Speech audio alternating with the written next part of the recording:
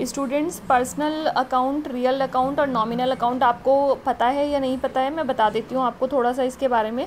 Personal account को आप person से समझो, ठीक है, रिलेट करके। रियल अकाउंट को आप एसेट से रिलेट करके समझो, और नॉमिनल अकाउंट को एक्सपेंसेस और इनकम से रिलेट करके समझो आप, ठीक है।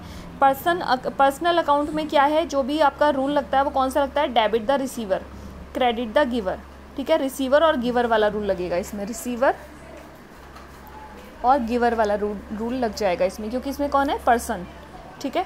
सेकंड है रियल अकाउंट। रियल अकाउंट क्या है, एसेट्स, संपत्तियों से रिलेटेड, ठीक है। चाहे कोई मशीनरी खरीदी, कुछ भी खरीदा, फर्नीचर खरीदा, कैश गया, कोई भी चीज़ आ रही है जा रही है बिजनेस में, एसेट से रिलेटेड है। जो भी बिजनेस में संपत्ति कौन सी होती है, फर्नीचर हो गया, मशीनरी हो गई, टूल्स हो गए, इन्वेस्टमेंट हो गई, बहुत सारी इसमें डिफरेंट काइंड ऑफ असेट्स होती हैं हमारी, ठीक है। फिक्टिशियस, नॉन फिक्टिशियस होती है, करंट होती है, फिक्स्ड होती है, बहुत सारी असेट्स होती हैं। तो हम किसकी बात करें, हम एसेट्स की बात कर रहे हैं, रियल अकाउंट की। नॉमिनल अकाउंट में कौन से आते हैं, एक्सपेंसेस, खर्चे और लॉसेस, इनकम और गेन यानी प्राप्तियाँ, ठीक है। तो नॉमिनल, तो सेकंड रूल हमारा कौन सा होता है, जो भी हमारी एसेट्स यानी कि debit what comes in, debit कौन सी चीज़ करते हैं जो कि इन हो रही है, डेबिट व्हाट कम्स इन, और क्रेडिट व्हाट गोज़ आउट, ठीक है। रियल अकाउंट में ये वाला लगता है रूल। फिर है थर्ड हमारा नॉमिनल अकाउंट। नॉमिनल अकाउंट हमारे एक्सपेंसेस और इनकम वाला रूल है।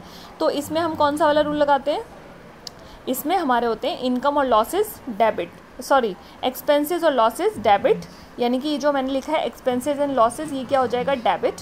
इनकम और गेन्स हमारा क्या हो जाएगा, क्रेडिट। तो आपका जो थर्ड वाला रूल है वो क्या है, all the expenses and losses will be debited and all the income and gains will be credited.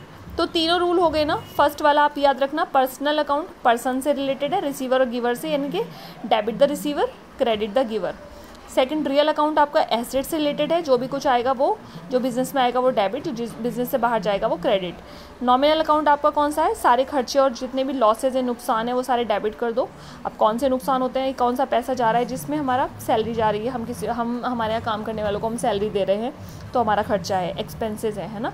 इसके अलावा हमने किराया दिया बिल्डिंग का, हमने बिजली का बिल दिया, हमने और भी बहुत सारे खर्चे करे, बहुत सारी लीगल चार्जेस होते हैं, ऑडिट फीस होती है, बहुत सारे खर्चे अलग अलग टाइप के होते हैं। तो वो सारे खर्चे हैं हमारे, डेप्रिसिएशन लॉस होता है।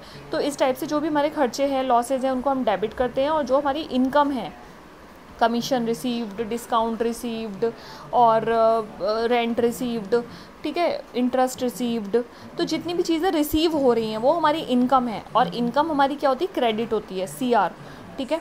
तो ये वाला रूल कौन सा है हमारा, नॉमिनल अकाउंट वाला, expenses and losses will be debited, income and gains will be credited. ये वाले रूल्स तो आप रट लो, डेबिट और क्रेडिट वाले, हर चैप्टर में ये वाले रूल काम आ रहे हैं। जर्नल एंट्री बनाई तब भी काम आ रहे हैं, फिर लेजर बना रहे हैं तब भी, हर एक एंट्री, मतलब सारे चैप्टर को रिलेटेड हैं, आपस में जुड़े हुए हैं।